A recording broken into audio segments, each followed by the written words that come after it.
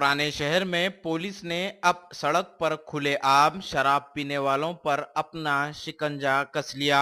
तफसीलात के मुताबिक पुराने शहर के मुख्तलिफ पुलिस स्टेशनों के इलाकों से खुलेआम शराब पीने वालों को पुलिस ने हिरासत में लेकर काउंसलिंग करते हुए इन्हें कसम दिलाई कि आइंदा से खुलेआम सड़कों पर शराब नहीं पिएंगे। मुख्तलिफ पुलिस स्टेशनों से 100 से ज्यादा अफराद को पुलिस ने काउंसलिंग करते हुए रिहा कर दिया। पुलिस ने शराब के दुकानात के मालिकीन को भी सख्त इंतबाह दिया और कानूनी कार्रवाई करने का भी इशारा दे दिया। IND टुडे के नुमाइंदे सैयद तहसीनुद्दीन से बातचीत करते हुए साउथ जोन के additional deputy commissioner of police Babu Rao ने बताया। इस मौके पर फलकनुमा के assistant commissioner of police Abdul Bari, Mir Chowk के assistant commissioner of police Gangadhar के अलावा और भी दीगर पुलिस के आला ओहदेदार मौजूद थे।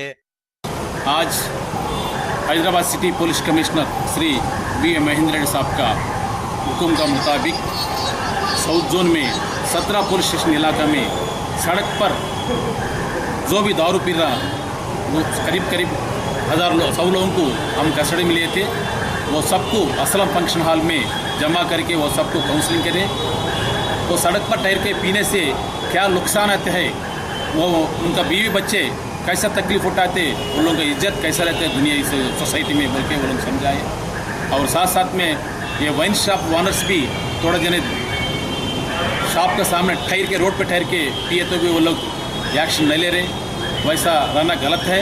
ये वाइन शॉप वालों के ऊपर भी ऐसा छोड़ दिए तो वो लोगों के ऊपर भी एक्शन कानून का तरफ से एक्शन ले लेते हैं हम। साथ साथ में ये काउंसलिंग ये महीने 21 तारीख तक हम कंटिन्यू करना चाह रहे हैं।